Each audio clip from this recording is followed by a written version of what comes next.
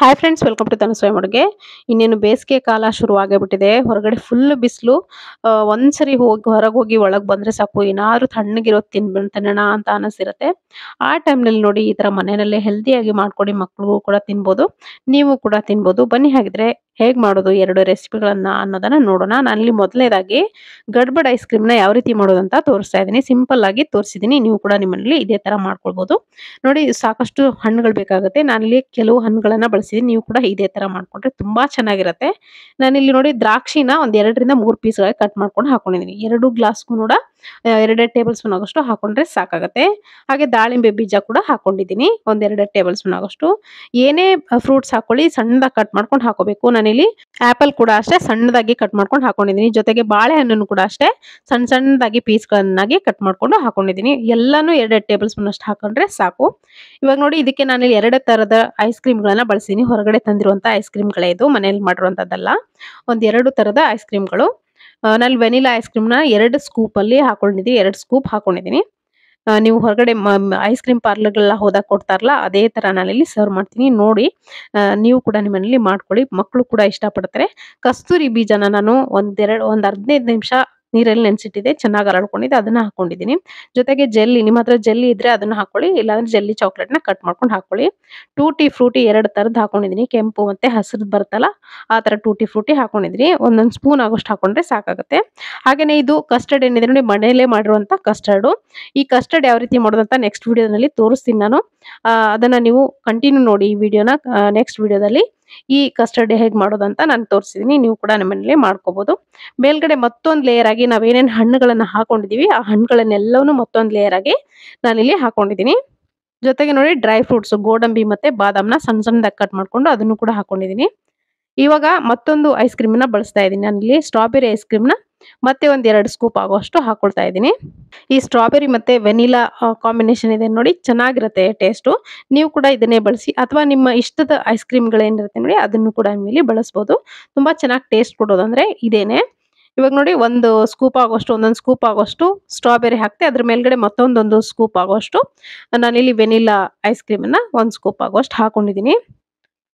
ತುಂಬಾ simple friends. ನೀವು 2 packet ಈ ತರ ಐಸ್ ಕ್ರೀಮ್ನ ತಂದಿಟ್ಕೊಂಡ್ಬಿಟ್ರೆ ತುಂಬಾ ಜನಕ್ಕೆ ಈ ತರ ಮಾಡ್ಕೊಡ್ಬೋದು. ಸೊ ಇವಾಗ ನೋಡಿ, ಮೇಲ್ಗಡೆ ಮತ್ತೆ ಟೂಟಿ ಫ್ರೂಟಿ ಹಾಕೊಳ್ತಾ ಇದೀನಿ, ಡ್ರೈ ಫ್ರೂಟ್ಸ್ ಕೂಡ ಹಾಕೊಳ್ತಾ ಇದೀನಿ. ಡ್ರೈ ಫ್ರೂಟ್ಸ್ ಮಕ್ಕಳು ತಿಂತಾ ಇರಲ್ಲ, ಈ ತರ ಹಾಕೊಟ್ರೆ ಖಂಡಿತವಾಗ್ಲೂ ತಿಂತಾರೆ. ನೋಡಿ, ಈ ತರ ಹಾಕೊಂಡು ಕಲರ್ಫುಲ್ ಆಗಿ ಎಷ್ಟು ಚೆನ್ನಾಗಿದೆ ನೋಡ್ತಿರ್ಬೋದು. ಮಕ್ಕಳಿಗಂತೂ ತುಂಬಾನೇ ಇಷ್ಟ ಆಗುತ್ತೆ. ಖಂಡಿತ ನೀವು ಕೂಡ ಇದೇ ಸ್ಟೆಪ್ ಗಳನ್ನ ಫಾಲೋ ಮಾಡ್ಕೊಂಡು ಮಾಡಿ ನೋಡಿ. ಒಂದು ಎಕ್ಸ್ಟ್ರಾ ನೀವ್ ಏನ್ ಮಾಡ್ಕೊಳ್ಬೇಕಾದ್ರೆ ಕಸ್ಟರ್ಡ್ ಮಾಡ್ಕೋಬೇಕು ಅಷ್ಟೇ. ಕಸ್ಟರ್ಡ್ ಒಂದು ಮಾಡಿ ಒಂದು ಫ್ರಿಜ್ ಅಲ್ಲಿ ಇಟ್ಕೊಂಡ್ಬಿಟ್ರೆ ನೀವು ಯಾವಾಗ ಬೇಕಿದ್ರು ಈ ತರ ಗಡ್ಬಡ್ ಐಸ್ ಕ್ರೀಮ್ ನ ಮಾಡ್ಕೋಬಹುದು ಮನೆಯಲ್ಲಿ. ಇವಾಗ ಗಡ್ಬಡ್ ಐಸ್ ಕ್ರೀಮ್ನು ರೆಡಿ ಆಗಿದೆ. ಖಂಡಿತ ಈ ರೆಸಿಪಿ ನೋಡೋದ್ರಲ್ಲಿ ನೀವು ಕೂಡ ನಿಮ್ಮ ಮನೆಯಲ್ಲಿ ಮಾಡ್ಕೊಳ್ತೀರಾ ಅನ್ಕೊಂಡಿದೀನಿ. ಯಾರ್ಯಾರು ಮಾಡ್ಕೊಳ್ತಿದ್ದೀರಾ ಕಮೆಂಟ್ ಮುಖಾಂತರ ತಿಳಿಸಿ. ನಂಗೂ ಕೂಡ ಕಮೆಂಟ್ ಓದ್ಲಿಕ್ಕೆ ತುಂಬಾ ಖುಷಿ ಆಗುತ್ತೆ. ನಿಮ್ಮ ಕಾಮೆಂಟ್ಸ್ ಓದಕ್ಕೆ ನನಗೆ ತುಂಬಾ ಇಷ್ಟ ಆಗುತ್ತೆ. ಸೊ ನೋಡಿ ಎಷ್ಟು ಚೆನ್ನಾಗಿದೆ ಅಂತ. ಇದನ್ನ ನಾನಿವಾಗ ಮಕ್ಕಳಿಗೆ ಕೊಡ್ತೀನಿ, ತುಂಬಾ ಇಷ್ಟಪಟ್ಟು ತಿಂತಾರೆ. ಮಕ್ಕಳು ಪೂರ್ತಿಯಾಗಿ ಇದನ್ನ ತಿನ್ನೋದೇ ಇಲ್ಲ, ಅಷ್ಟು ಹೆವಿ ಇರುತ್ತೆ. ಯಾಕಂದ್ರೆ ಫ್ರೂಟ್ಸು, ಡ್ರೈ ಫ್ರೂಟ್ಸು ಎಲ್ಲ ಹಾಕಿರ್ತೀವಲ್ಲ. ಒಂದು ಗ್ಲಾಸಲ್ಲಿ ಇಬ್ಬಿಬ್ರು ತಿನ್ಬೋದು, ಅಷ್ಟು ಜಾಸ್ತಿ ಕ್ವಾಂಟಿಟಿನಲ್ಲಿ ಬರುತ್ತೆ. ಇವಾಗ ಬನ್ನಿ, ಹಣ್ಣುಗಳಿಂದ ತುಂಬಿರುವಂತ ಮತ್ತೊಂದು ರೆಸಿಪಿಯನ್ನ ಮಾಡೋದು ನೋಡೋಣ. ಇದು ಕೂಡ ಅಷ್ಟೇ ತುಂಬಾ ಚೆನ್ನಾಗಿರುತ್ತೆ. ನೋಡಿ, ಫ್ರೂಟ್ ಕಸ್ಟರ್ಡ್ ಅಂದ್ರೆ ಯಾರಿಗೆಲ್ಲ ಇಷ್ಟ ಆಗಲ್ಲ ಹೇಳಿ, ಪ್ರತಿಯೊಬ್ಬರಿಗೂ ಇಷ್ಟ ಆಗುತ್ತೆ ಫ್ರೂಟ್ ಕಸ್ಟರ್ಡು. ನನಗಂತೂ ತುಂಬಾನೇ ಇಷ್ಟ. ನಮ್ಮ ಮನೇಲಿ ಯಾವಾಗ್ಲೂ ಬೇಸಿಗೆ ಕಾಲದಲ್ಲಿ ಇದು ಫ್ರಿಜ್ ಅಲ್ಲಿ ಇರುತ್ತೆ. ಒಂದು ಟೂ ಡೇಸ್ಗೆ ಆಗೋಷ್ಟು ನಾನು ಮಾಡಿಟ್ಬಿಟ್ಟಿರ್ತೀನಿ. ಬನ್ನಿ ಹಾಗಿದ್ರೆ ಇದನ್ನ ಹೇಗೆ ಮಾಡೋದು ಅಂತ ನೋಡೋಣ. ನೋಡಿ, ಫ್ರೂಟ್ ಕಸ್ಟರ್ಡ್ ರೆಡಿ ಮಾಡ್ಲಿಕ್ಕೆ ನಾನು ಇಲ್ಲಿ ಮೊದಲನೇದಾಗಿ ಕಸ್ಟರ್ಡ್ ಅನ್ನ ರೆಡಿ ಮಾಡ್ಕೊಳ್ತೀನಿ. ಕಸ್ಟರ್ಡ್ ಅನ್ನ ನಾವು ಯಾವಾಗ್ಲೂ ನಾನು ಮಾಡಿ ಸ್ಟೋರ್ ಮಾಡ್ಕೊಳ್ತೀನಿ ಫ್ರಿಜ್ ಅಲ್ಲಿ, 1 ವಾರ ಇಟ್ಕೋಬಹುದು. ಈ ಪಾತ್ರೆಗೆ ನೋಡಿ, ಒಂದು 1/4 ಲೀಟರ್ ಅಷ್ಟು ಹಾಲಲ್ಲಿ 1/4 ಭಾಗದಷ್ಟು ಹಾಲನ್ನ ಪಾತ್ರೆಗೆ ಹಾಕೊಂಡಿದ್ದೀನಿ. ಅದಕ್ಕೇನೆ 1/4 ಭಾಗದಷ್ಟು ನೀರನ್ನು ಕೂಡ ಸೇರಿಸ್ಕೊಂಡು ಕುದಿಯಕ್ಕೆ ಬಿಡ್ತೀನಿ. ನೋಡಿ, ಬಿಸಿ ಆದ್ರೆ ಸಾಕಾಗುತ್ತೆ. ಈ ಬಿಸಿ ಹಾಲ್ಗೆ 1 ಕಪ್ ಆಗೋಷ್ಟು ನಾನಿಲ್ಲಿ ಸಕ್ಕರೆಯನ್ನ ಸೇರಿಸ್ಕೊಳ್ತಾ ಇದ್ದೀನಿ.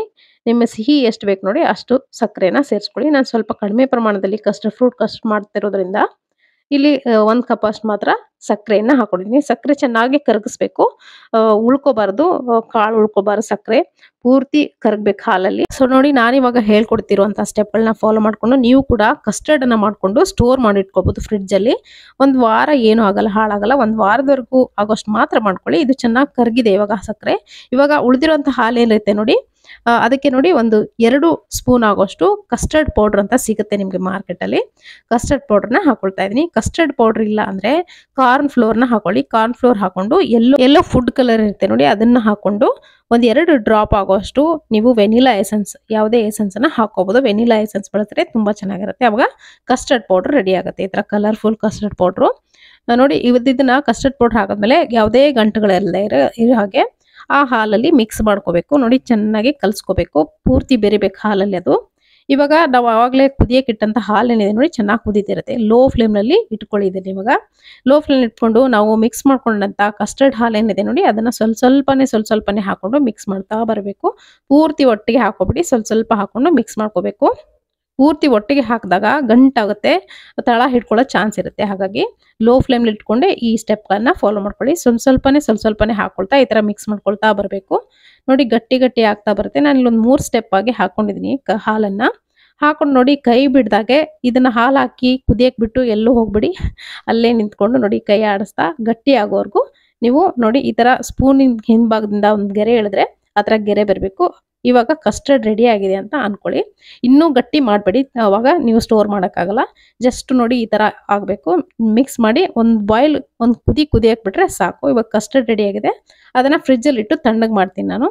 ಇವಾಗ ಇಲ್ಲಿ ನಾನು ಒಂದು ಅರ್ಧ ಕಪ್ ಆಗೋಷ್ಟು ಸಬ್ಬಕ್ಕಿನ ನೆನೆಸಿಟ್ಟಿದೆ.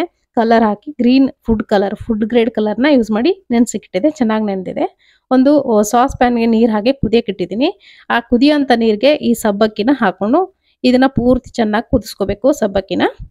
ಇದು ಆಪ್ಷನಲ್ಲು. ಸಬ್ಬಕ್ಕಿ ನಿಮಗೆ ಇಷ್ಟ ಇದ್ರೆ ಹಾಕೊಳ್ಳಿ, ಹಾಕಿದ್ರೆ ತುಂಬ ಚೆನ್ನಾಗಾಗತ್ತೆ. ಟೇಸ್ಟು ಡಿಫ್ರೆಂಟ್ ಆಗಿ ಬರುತ್ತೆ. ನೀವು ಈ ಥರ ಸಬ್ಬಕ್ಕಿ ಹಾಕಿ ಫ್ರೂಟ್ ಕಸ್ಟರ್ಡ್ ಇನ್ನು ಯಾವತ್ತೂ ಮಾಡಿಲ್ಲ ಅಂದ್ಕೊಂಡ್ರೆ ನೀವು ಇದನ್ನ ಧಾರಾಳವಾಗಿ ಮಾಡ್ಬೋದು. ತುಂಬ ಚೆನ್ನಾಗಿ ಟೇಸ್ಟ್ ಬರುತ್ತೆ. ಇವಾಗ ನೋಡಿ ಚೆನ್ನಾಗಿ ಕುದ್ದು ಮೇಲ್ಗಡೆ ನೋಡಿ ತೇಲ್ತಾ ಇದೆ. ಇವಾಗ ಇದನ್ನ ಒಂದು ಹೋಲ್ ಇರುವಂಥ ಪಾತ್ರೆಗೆ ಹಾಕೊಂಡು ನೀರನ್ನೆಲ್ಲ ಸೋಸ್ಕೊಂಡ್ಬಿಡ್ತೀನಿ.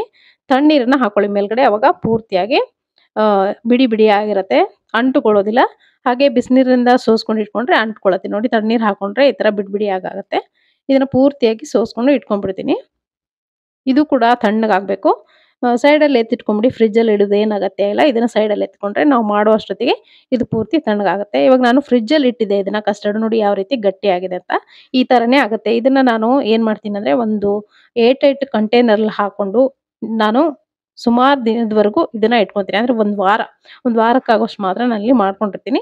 ಒಂದು ವಾರ ನಾನು ಯೂಸ್ ಮಾಡ್ಕೊಳ್ತೀನಿ. ಇದಕ್ಕೆ ನೋಡಿ ನಾನು ಇಲ್ಲಿ ಪೂರ್ತಿಯಾಗಿ ಯೂಸ್ ಮಾಡ್ಕೊಳ್ತಾ ಇದ್ದೀನಿ. ಅದಕ್ಕೆ ಇದನ್ನ ಸ್ವಲ್ಪ ಡಿಸಾಲ್ವ್ ಮಾಡ್ಕೊಳ್ತಾ ಇದ್ದೀನಿ. ಸ್ವಲ್ಪ ಹಾಲನ್ನು ಹಾಕೊಂಡು ತೆಳ್ಳಗೆ ಮಾಡ್ಕೊಳ್ತಾ ಇದ್ದೀನಿ. ಸೊ ಇವಾಗ ಇದಕ್ಕೆ ನಾನು ಆವಾಗಲೇ ಸೋಸ್ಕೊಂಡು ಇಟ್ಕೊಂಡಂಥ ಸಬ್ಬಕ್ಕಿ ಏನಿದೆ ನೋಡಿ, ಅದನ್ನು ಹಾಕೊಂಡು ಮಿಕ್ಸ್ ಮಾಡ್ಕೊತೀನಿ. ಯಾವುದೇ ಗಂಟುಗಳಿಲ್ಲದೆ ಇರ್ತಾರ ಸಬ್ಬಕ್ಕಿನ ಚೆನ್ನಾಗಿ ಮಿಕ್ಸ್ ಮಾಡ್ಕೊಳ್ಳಿ. ಉದ್ರಾಗಿ ಇರಬೇಕು ಸಬ್ಬಕ್ಕಿ, ಕಾಳಾಗಿ ನೋಡಿ ಈ ಥರ ಮಿಕ್ಸ್ ಮಾಡ್ಕೋಬೇಕು. ಗಟ್ಟಿಯಾಗಿ ಅಂಟಾಗಿ ಇರಬಾರ್ದು, ಚೆನ್ನಾಗಾಗಲ್ಲ ಅವಾಗ ಕಸ್ಟರ್ಡು. ಈ ಥರ ಮಿಕ್ಸ್ ಮಾಡ್ಕೊಳ್ಳಿ.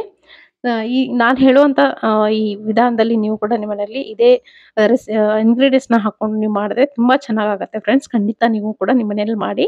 ಯಾರ್ಯಾರು ಮಾಡ್ತಿದ್ದೀರಾ ಖಂಡಿತ ಕಾಮೆಂಟ್ ಮುಖಾಂತರ ಬರ್ತಿಸೋದನ್ನ ಮರಿಬೇಡಿ. ನಿಮ್ಗೆ ಕಾಮೆಂಟ್ಸ್ ಓದೋಕ್ಕೆ ನನಗೆ ತುಂಬಾ ಇಷ್ಟ. ಇವಾಗ ಇದನ್ನು ಮಿಕ್ಸ್ ಮಾಡಿ ಇಟ್ಕೊಂಡಂಥ ಕಸ್ಟರ್ಡು ಮತ್ತು ಸಬ್ಬಕ್ಕಿನ ಒಂದು ಮಿಕ್ಸಿಂಗ್ ಬೌಲ್ಗೆ ಹಾಕೊಂಡಿದ್ದೀನಿ. ಹಾಗೆಯೇ ಸಬ್ಜಾ ಬೀಜನ ನೆನೆಸಿಟ್ಟಿದೆ, ಅದನ್ನು ಕೂಡ ಹಾಕೊಂಡಿದ್ದೀನಿ. ಆ್ಯಪಲ್ಲು ಅರ್ಧದಷ್ಟು ಸಣ್ಣದಾಗಿ ಕಟ್ ಮಾಡ್ಕೊಂಡು ಹಾಕೊಂಡಿದ್ದೀನಿ. ಜೊತೆಗೆ ಕರಿ ದ್ರಾಕ್ಷಿ, ಹಸಿರು ದ್ರಾಕ್ಷಿ ಎರಡನ್ನೂ ಕೂಡ ಹಾಕೊಂಡಿದ್ದೀನಿ. ಕಿವಿ ಫ್ರೂಟ್ ಹಾಕೊಂಡೆ ಒಂದು ಅರ್ಧದಷ್ಟು. ಹಾಗೆ ದಾಳಿಂಬೆ ಬೀಜ, ಆಮೇಲೆ ಚಿಕ್ಕು ಒಂದು ಅರ್ಧದಷ್ಟು ಚಿಕ್ಕು ಹಾಕೊಂಡಿದ್ದೀನಿ. ಹಾಗೆ ಡ್ರ್ಯಾಗನ್ ಫ್ರೂಟ್ ಕೂಡ ಇತ್ತು ನಮ್ಮ ಮನೆಯಲ್ಲಿ, ಅದನ್ನು ಕೂಡ ಬಳಸಿದ್ದೀನಿ. ಇದು ಆಪ್ಷನಲ್ಲು, ಇದ್ರೆ ಹಾಕೊಳ್ಳಿ, ಇಲ್ಲ ಅಂದರೆ ಏನು ತೊಂದರೆ ಇಲ್ಲ. ನೋಡಿ ಬನಾನಾ ಕೂಡ ನಲ್ಲಿ ಈ ಥರ ಸ್ಲೈಸ್ ಆಗಿ ಕಟ್ ಮಾಡ್ಕೊಂಡು ಹಾಕೊಂಡಿದ್ದೀನಿ. ನೀವು ಬೇಕಿದ್ರೆ ಸಣ್ಣ ಪೀಸ್ಗಳನ್ನಾಗಿ ಕಟ್ ಮಾಡ್ಕೊಂಡು ಹಾಕೋಬೋದು. ನೋಡಿ ಇಷ್ಟು ಹಣ್ಣುಗಳನ್ನು ನಾನಿಲ್ಲಿ ಸದ್ಯಕ್ಕೆ ಬಳಸಿದ್ದೀನಿ. ನಿಮ್ಮ ಹತ್ರ ಸೀಸನಲ್ ಫ್ರೂಟ್ಸ್ ಯಾವುದೇ ಇದ್ರೂ ನೀವು ಕೂಡ ಬಳಸ್ಬೋದು. ದಾಳಿಂಬೆ ಹಣ್ಣು, ಕಿತ್ತಲೆ ಹಣ್ಣನ್ನು ಬಿಟ್ಟು ಯಾವುದೇ ಹಣ್ಣುಗಳನ್ನು ಕೂಡ ನೀವು ಬಳಸ್ಬೋದು. ಚೆನ್ನಾಗಿ ಮಿಕ್ಸ್ ಮಾಡ್ಕೊಳ್ತೀನಿ ಕಸ್ಟರ್ಡ್ ಜೊತೆಗೆ. ಪೂರ್ತಿ ಹಣ್ಣುಗಳೆಲ್ಲ ಬೆರಿಬೇಕು. ಆ ಕಸ್ಟರ್ಡ್ ನಾವೇನು ಹಾಕೊಂಡಿದ್ದೀವಿ ಮಿಕ್ಸ್ ಮಾಡಿಕೊಂಡು ಸಬ್ಬಕ್ಕಿ ಕಸ್ಟರ್ಡು, ಅದನ್ನೆಲ್ಲವೂ ಈ ಹಣ್ಣುಗಳ ಜೊತೆಗೆ ಬೆರೆಸ್ಬೇಕು. ನೋಡಿ ಚೆನ್ನಾಗಿ ಮಿಕ್ಸ್ ಮಾಡ್ಕೋಬೇಕು. ಇದು ನೋಡಿ ಕನ್ಸಿಸ್ಟೆನ್ಸಿ ಕರೆಕ್ಟ್ ಆಗಿದೆ. ಪೂರ್ತಿ ಗಟ್ಟಿಯಾಗೂ ಇಲ್ಲ ಕಸ್ಟರ್ಡ್ದು, ಪೂರ್ತಿ ತೆಳುವಾಗೂ ಇಲ್ಲ, ಕರೆಕ್ಟ್ ಆಗಿದೆ, ಹದದಲ್ಲಿದೆ. ಇವಾಗ ನೋಡಿ ಇದು ರೆಡಿ ಆಗಿದೆ. ಇದನ್ನ ಫ್ರಿಜ್ಜಲ್ಲಿ ಇಟ್ಕೊಂಡು ಏರ್ ಟೈಟ್ ಬಾಕ್ಸಲ್ಲಿ ಹಾಕೊಂಡು ಫ್ರಿಜ್ಜಲ್ಲಿ ಇಟ್ಕೊಂಡು ತಣ್ಣಗೆ ಮಾಡ್ಕೊಂಡು ತಿಂದ್ರಂತೂ ತುಂಬಾನೇ ಚೆನ್ನಾಗಿರುತ್ತೆ. ಖಂಡಿತವಾಗ್ಲೂ ನೀವು ಕೂಡ ನಿಮ್ಮನೇಲಿ ಇದೇ ಸ್ಟೆಪ್ಗಳನ್ನು ಫಾಲೋ ಮಾಡಿಕೊಂಡು ನೀವು ಕೂಡ ನಿಮ್ಮನೇಲಿ ಮಾಡಿ ನೋಡಿ. ಪ್ರತಿಯೊಬ್ಬರು ಇಷ್ಟಪಡ್ತಾರೆ. ಮಕ್ಕಳಿಗೆ ತುಂಬ ಒಳ್ಳೆಯದು. ಮಕ್ಕಳು ಯಾವ ಹಣ್ಣನ್ನು ಒಂದೊಂದು ಹಣ್ಣನ್ನು ತಿಂತಾ ಇರಲ್ಲ, ಅಂಥವ್ರು ಎಲ್ಲ ಥರ ಹಣ್ಣುಗಳನ್ನು ತಿಂತಾರೆ ಮಕ್ಕಳು. ಹೆಲ್ತ್‌ಗೂ ಕೂಡ ತುಂಬಾ ಒಳ್ಳೇದು, ದೇಹಕ್ಕೂ ಕೂಡ ತುಂಬಾ ಒಳ್ಳೇದು. ಈ ಬೇಸಿಗೆ ಬಿಸಿಲಲ್ಲಿ ಈ ತರ ಮಾಡ್ಕೊಂಡು ಪ್ರತಿದಿನ ಒಂದೊಂದು ಮಾಡಿ ಫ್ರಿಡ್ಜಲ್ಲಿಟ್ರೆ ಮಕ್ಳಿಗೂ ಕೂಡ ಇಷ್ಟ ಆಗುತ್ತೆ. ಮಕ್ಕಳು ಕೂಡ ತಿಂತಾರೆ. ನೀವು ಕೂಡ ತಿನ್ಬೋದು.